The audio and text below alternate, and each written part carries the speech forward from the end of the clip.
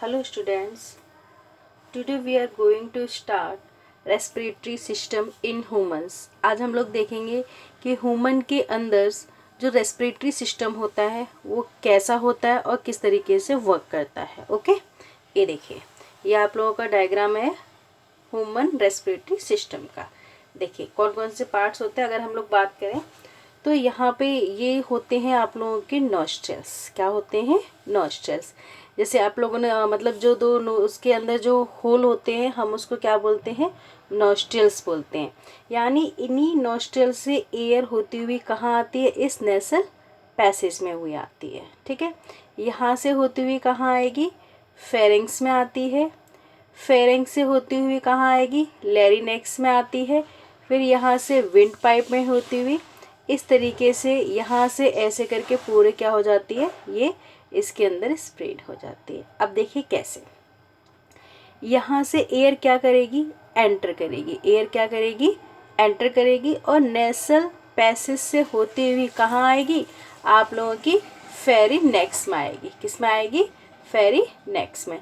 देखिए ये जो फेरिनेक्स होता है ना, ये रेस्पिरेटरी सिस्टम का वो पार्ट होता है जहाँ पे फूड और एयर एक साथ मिलते हैं। क्योंकि आपको पता है यहाँ पे हमारा क्या होता है? माउथ होता है। यहाँ से फूड भी आता है और नोस्ट्रल से क्या होती है? एयर भी एंटर करती है।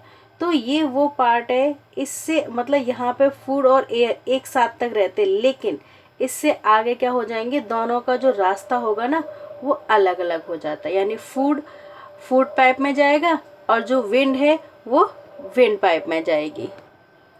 ओके, अब ये है आप लोगों की विंड पाइप। ये क्या है? विंड पाइप है, जिसको हम लोग क्या बोलते हैं?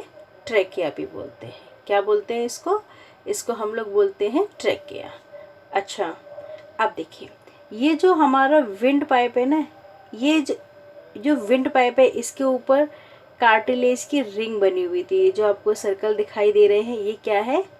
ये रिंग ऑफ कार्टिलेज है। इसका मतलब क्या है? इसके अंदर जो विंड पाइप है वो प्रोटेक्ट रहता है। या आप लोग इस तरीके से बोल सकते हो कि ये जो कार्टिलेज होता है वो विंड पाइप को क्या करता है? प्रोटेक्ट करता है। क्योंकि जो विंड पाइप होता है काफ़ी डिलिकेट होता है, तो उसको क्या करेगा? प्रोटेक्ट करता है। क्यों? क्योंकि ये जो कार्टिलेज होता है ना, ये एक तरीके की सॉफ्ट बोन होती है। कैसी होती है? Soft bone. ये कार्टिलेज हमारे कई जगह बॉडी के अंदर पाया जाता है। जैसे हमारे कान है, अगर आप उसको टच करोगे तो आपको कुछ हार्ड हार्ड सा दिखेगा, तो वो क्या होता है? वो सॉफ्ट बोन होती है, मतलब कार्टिलेज होती है। अच्छा, ये जो कार्टिलेज है ना, फर्दर आगे क्या होगा? आगे ये टू पार्ट्स में इस तरीके से डिवाइड हो जाएगी। देखिए ऊपर से एक है, सिंगल है, फिर ये क्या हो गई? ये आगे चल के डिवाइड हो गई। ओके, अब देखिए यहाँ पर ये भी क्या है? इतना मतलब यहाँ पे जो पार्ट आएगा इसके अंदर, इस लंग्स के अंदर ये जो एंट्री किया हुआ है ये पूरा हमारा क्या है? लंग्स है। ये आपको दिखाई दे रहा है, ये क्या है? ये लंग्स है। ठीक है। अच्छा, यहीं पर एक क्वेश्चन ये आ जाता है कि ये जो लंग्स होते हैं ना, ये हमारी बॉडी पर कहाँ पर होते हैं? तो ये हमारी बॉडी के अंदर होते हैं। ठीक है, कहाँ पर होंगे? थोरेसिक कैविटी में। यानी आपने देखा होगा कि यहाँ पर ये जो थोरेसिक कैविटी होती है, थोरेसिक कैविटी का मतलब होता है चेस्ट कैविटी, तो वहाँ पर ये जो लंग्स होता है ना, लोकेटेड होता है। ओके, तो हम बात कर रहे थे रिंग ऑफ कार्टिलेज की। ये आगे क्या हो गई? डिवाइड हो गई। ठीक है, यहाँ पर ये जो डिवाइड हुई है ना, इस पोर्शन को हम लोग बोलते हैं क्या? ब्रोंकस। क्या बोलेंगे? ब्रोंकस। ब्रोंकस आप लोगों का एक सिंगुलर वर्ड है। ठीक है, और जो ब्रोंकाई है वो आप लोगों का प्लूरल वर्ड है। यानी ब्रोंकस मतलब क्या हो जाएगा? सिंगुलर, और ब्रोंकाई का मतलब हो जाएगा प्लूरल। यानी ये आगे क्या हो जाएंगे? आगे डिवाइड होती चली जाती हैं, तो हम यहाँ पे इनको ब्रोंकस और ब्रोंकाई कहते हैं। ओके, थोड़ा सा और अंदर की तरफ आप लोग जाओगे, जैसे अंदर की तरफ जाओगे तो यहाँ पे आपको कुछ बैग लाइक स्ट्रक्चर मिलेंगे। क्या मिलेंगे? बैग लाइक स्ट्रक्चर मिलेंगे, जिनको हम लोग बोलते हैं क्या? ब्रोंकली। क्या बोलेंगे? ब्रोंकली। जब ये बहुत सारे बैग होते हैं तो इनको हम लोग बोलते हैं ब्रोंकलीस। यानी ब्रोंकली सिंगुलर वर्ड है जो कि हम एक पाउच की बात करेंगे, एक बैग की बात करेंगे, और जो बहुत सारे ये बैग लाइक स्ट्रक्चर्स होते हैं इनको हम लोग बोलते हैं ब्रोंकेलीज। ठीक है। अच्छा, ये जो ब्रोंकेलीज होती है ना, ये भी बहुत सारी बॉडी के अंदर होती हैं।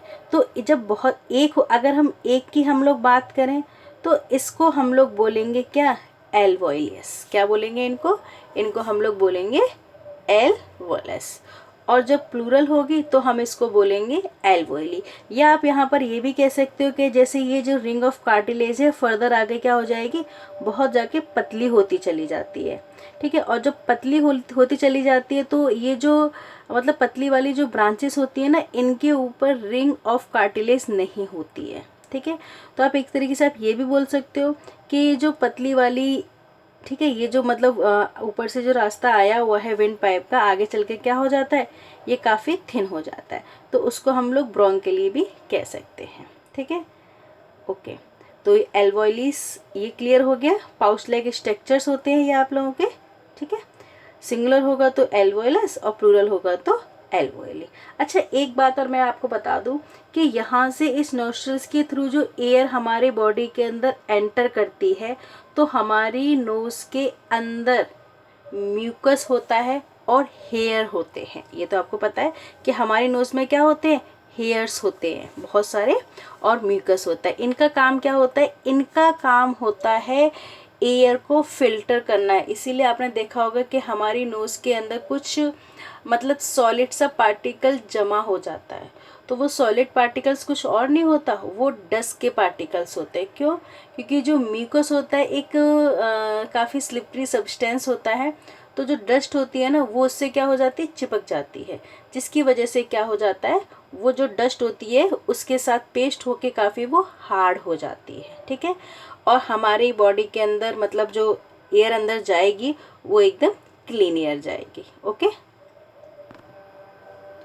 ये जो एल्वोइली होती है ना, एल्वोइलिस की बात करें या एल्वोइली अगर हम इनको बोलें, इनके चारों तरफ क्या होती है, ब्लड की काफ़ी थिन कैपिलरीज होती हैं। मतलब इनके चारों तरफ क्या होती है, ब्लड कैपिलरीज होती है।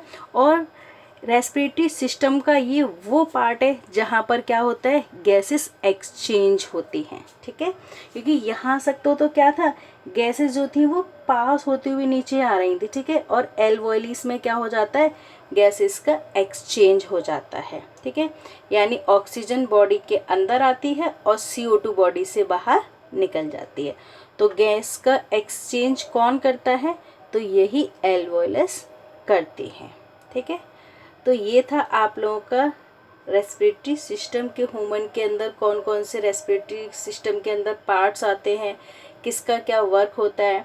और बस ये मेन पॉइंट आप लोग ध्यान रखिएगा कि गैसेस का एक्सचेंज कहाँ पर होता है, तो वह आप लोगों का एल्वोली। तो आप लोग जानते हो कि हम लोग क्या करते हैं, हम लोग ऑक्सीजन लेते हैं और CO2 क्या करते हैं, रिमूव करते हैं। तो ये बॉडी ये रेस्पिरेटरी सिस्टम के किस पार्ट में हो रहा है, वो यहीं पर होता है। ओके। अच्छा, आपने एक देखा होगा कि जो मतलब पर्सन होते हैं, जो ह्यूमंस होते हैं, डिफरेंट डिफरेंट साउंड निकालते हैं, बॉडी निकालते हैं ना। मतलब किसी की मतलब लड़की जो बॉय है तो गर्ल्स की आवाज़ निकालता है, या मतलब किसी की मतलब आवाज़ को एक्सचेंज कर सकते हैं, किसी एक्टर्स की आवाज़ निकालते हैं। तो वो निकालते हैं किसकी वजह से, लैरिंगेक्स की वजह से, जिसको हम लोग साउंड बॉक्स भी कहते हैं। ओके। आई होप आप लोगों को ये टॉपिक क्लियर हो गया होगा। अगर आप लोगों को ये टॉपिक क्लियर हो गया हो तो प्लीज़ इसे एक बार लाइक ज़रूर कीजिएगा। लाइक करने से होगा कुछ नहीं, बस मुझे मोटिवेशन मिलता है कि हाँ, मैं जो मेहनत कर रही हूँ रियल में आप लोगों के लिए सक्सेस हो रही है कि वो नहीं हो रही है। ठीक है। तो प्लीज़ आप लोग एक बार इसको लाइक ज़रूर कीजिएगा।